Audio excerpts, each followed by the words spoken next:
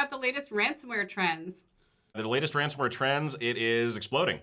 Ransomware is on a big upward trend at this point, and when we look at the industry, it makes sense why.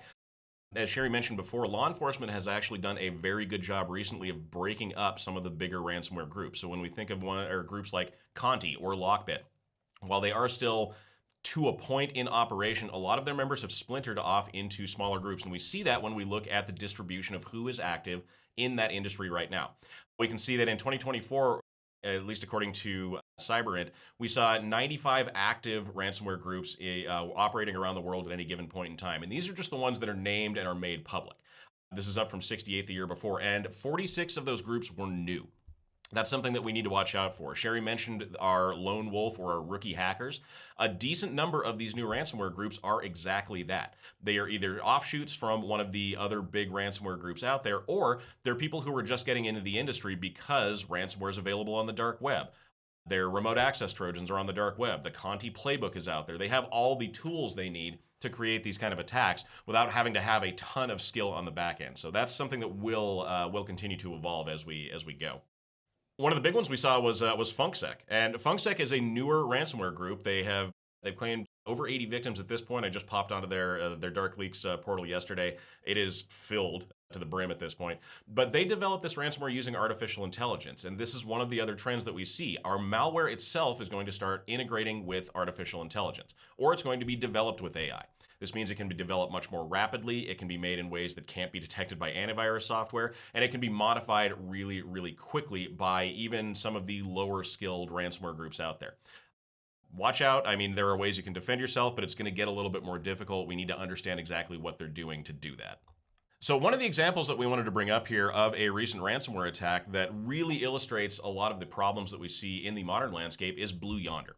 Now, some of you may not be familiar with Blue Yonder, but Blue Yonder is a software as a service provider. They advertise themselves as being able to reimagine your supply chain planning. They are integrated into several large networks around the world. They handle a lot of logistical tasks for people. So Blue Yonder was hit with a ransomware attack by a relatively new group called Termite. There is suspicion that this is an offshoot of an old ransomware group called Babic, but that's not really been confirmed at this point. But let's talk a little bit about what happened here. So their managed services environment was targeted. This means attackers were able to use their own security and maintenance software to move throughout the network, and they were able to encrypt the core servers that ran Blue Yonder's SaaS platform. Almost 700 gigabytes of data was stolen, and Blue Yonder had to pull themselves offline in order to deal with this attack, and that had downstream impacts, which we'll talk about here in just a second. But the big thing that we want to talk about here is how Blue Yonder could have stopped an attack like this from happening in the first place. We've talked about antivirus software and malware not being detected by it, which is why we need to move into more advanced types of security software. It's why one of our top controls this year is proactive endpoint protection.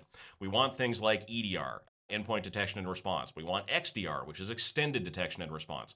We want MXDR, which is a managed version of that. I mean, there are a lot of great options that you can bring into your network, and it gives you a lot of tools that can help stop attacks just like this. It's not relying specifically on a viral signature to detect bad activity. It's looking at things like behavior. It's giving you live threat hunting abilities and a lot more. So if you don't have this on your bingo card for the next year, you absolutely should drop it on there. EDR, XDR, something more than just your standard antivirus software.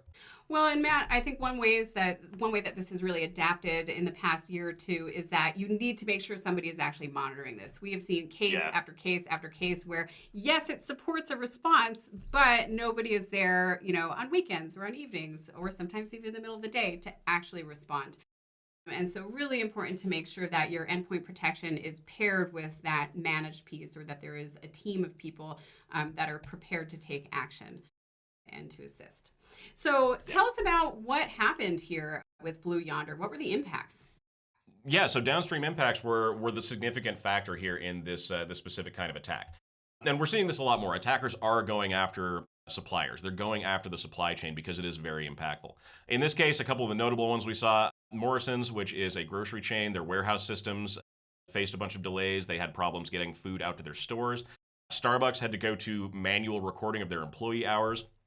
Bic, the pen manufacturer, had disruptions in their shipping. So, I mean, That just means their stock is not going out and their warehouses are over, like piling over. I mean, these things are not, necessarily completely detrimental to a business, but they are an operational disruption. And that is something that will cost you time, will cost you money, and will drive frustration, if not for your customers, then for your employees or for your upper level management. It's why when we look at the big risks that CISOs think about when they're looking at potential cyber attacks, we see disruption of operations as one of the big ones on the top of the list. I mean, this is a significant problem, especially if you're relying on a third party for your operations, and that third party is the one that goes down. We're going to see this happen more often than we have previously. Attackers know this is impactful, so they're going to continue going after these specific kinds of services.